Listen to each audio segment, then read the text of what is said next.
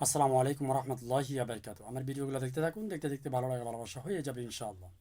প্রিয় দর্শক, বাংলাদেশ পাকিস্তান নেটো স্টাইলে প্রতিরক্ষায় চুক্তি হতে যাচ্ছে এমনটা মন্তব্য উঠে আসছে আহ, গণমাধ্যমে। তবে এই গণমাধ্যম বাংলাদেশের কোনো গণমাধ্যম নয়, এটা হচ্ছে ইন্ডিয়া টুডে বা ভারতেরই একটি গণমাধ্যম। তো আসুন দেখি ভারতের গণমাধ্যমে কি উঠে আসছে। তো এই ভারতের ইন্ডিয়া টুডে গণমাধ্যমে দাবি করা হচ্ছে যে বাংলাদেশ এবং পাকিস্তান আহ, দ্বিপাক্ষিক চুক্তি করতে যাচ্ছে নির্বাচনের আগেই। চুক্তিটা কি? যেমন নেটো স্টাইলে, অর্থাৎ নেটো স্টাইলটা কেমন? নেটোর সংবাদ, নেটোর খবর তো আপনারা অনেকেই জানেন যে নেটোর যে সমস্ত দেশ আছে, সদস্যগুলো আছে, সেই সমুদ্রের সদস্য যদি কোনো একটা দেশে হামলা হয়, তাহলে আর বাকি যে নেটোর সদস্য দেশগুলো আছে সেই সবাই মিলে সেই দেশকে হামলা করবে। সেম এইরকম একটা দ্বিপাক্ষিক চুক্তি করতে যাচ্ছে ডক্টর ইউনূস নির্বাচনের আগেই, এরকম দাবি করছেন ভারতের গণমাধ্যম ইন্ডিয়া টুডে। এখন আহ, যেমন কিছুদিন আগে পাকিস্তান এবং আপনার সৌদি আরব এরকম একটা চুক্তি হয়েছে যে সৌদি আরবে যদি কেউ হামলা করে, তাহলে সেটা পাকিস্তান মনে করবে তাদের নিজের দেশের উপর হামলা করছে, পাকিস্তান জড়িয়ে যাবে যুদ্ধে। আর পাকিস্তান যদি কেউ হামলা করে, তাহলে সৌদি আরব মনে করবে নিজের দেশে হামলা হয়েছে, সৌদি আরবও হামলা করবে সেই দেশে। তো এরকম একটা দাবি করা হচ্ছে।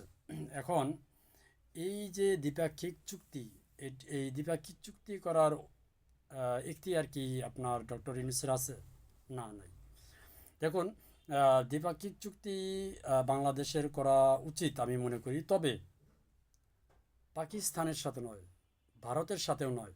কেননা পাকিস্তানের সাথে এই দ্বিপাক্ষিক চুক্তি করলেও বাংলাদেশের সমস্যা হবে, ভবিষ্যতে কাঁদাবে। এবং ভারতের সাথেও যদি দ্বিপাক্ষিক চুক্তি হয়, সেটার জন্য বাংলাদেশকে কাঁদতে হবে এবং সেটার ফল খুব ভয়াবহ হবে ভবিষ্যতে। এই রকম যদি চুক্তি করতেই হয় তাহলে করেন। চীনের সাথে করা ভালো আমি মনে করি, আমার ব্যক্তিগত মতামত। বা চীনের সাথে কিন্তু আমাদের বাংলাদেশের কোনো সীমান্তবর্তী এলাকা নাই। তবে চীন এই নোংরা রাজনীতি খেলবে না।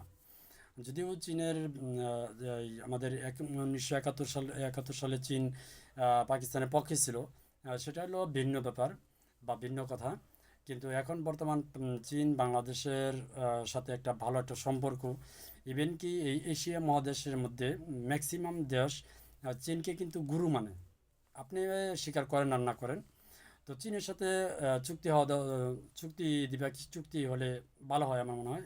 অথবা রাশিয়ার সাথে যদি পুতিন কাকু এরকম দ্বিপাক্ষিক চুক্তি করে বাংলাদেশের সাথে, তাহলে সেটা মনে হয় ভালো হবে।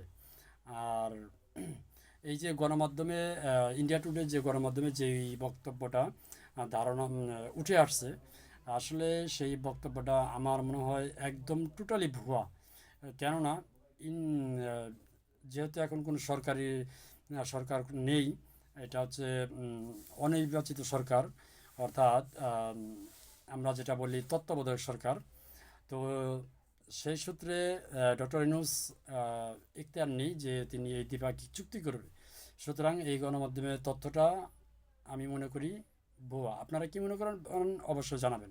তবে যদি চুক্তি করতেই হয়, কোনো একটা সরকার, নির্বাচিত সরকার এসে সেই চুক্তিটা করবে, তবে যেই চুক্তিটাই করুক চীনের সাথে করা ভালো বা রাশিয়ার সাথে করা ভালো যদি পুতিন কাকু করে। আহ, এটা সবচেয়ে বেটার।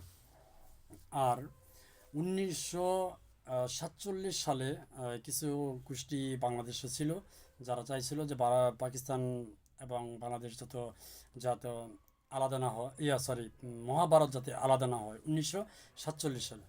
ইভেন আবার কিছু গোষ্ঠী আছে যে 1971 সালে তারা চাইছিল পাকিস্তান আর বাংলাদেশ যেন আলাদা না হয়, একত্রিত থাকে। তো এই রকম গোষ্ঠীর পিণ্ডাপিণ্ডিতে আসলে বাংলাদেশ পড়তেছে সমস্যা। তো আমি কি আর বলবো, বলার মতো কিছু নাই। এই নোংরা রাজনীতি আসলে ভালো লাগে না। আপনাদের নোংরা রাজনীতির কারণে দেশটা আসলে বিপাকে পড়বে, এটা কিন্তু বাস্তব। তো যাই হোক, যদি ভিডিওটা ভালো লাগে অবশ্যই শেয়ার করে দিবেন, আর আমার ফেসবুক থেকে যদি দেখেন অবশ্যই ফলো দিয়ে রাখবেন, আর যদি ইউটিউব চ্যানেল থেকে দেখে থাকেন সাবস্ক্রাইব করে রাখবেন, যাতে করে ভিডিও ছাড়ার সাথে সাথে আপনার কাছে আমার ভিডিওটা পৌঁছে যায়।